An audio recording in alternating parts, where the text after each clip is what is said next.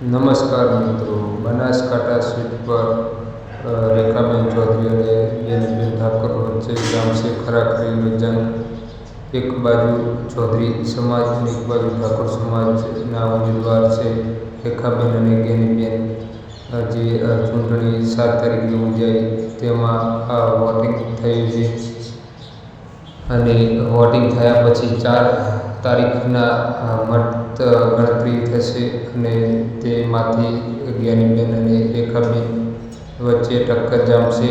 કોણ જીતે છે એ જોવાનું બાકી રહ્યું છે અને આપણે પણ જોવાનું એ જ છે કે આ જંગ છે એ કોણ સાથે જામશે. રેખાબેન અને જ્ઞાનીબેન કોને લીડ વધારે મળશે તે આપણે જોવાનું રહ્યું છે.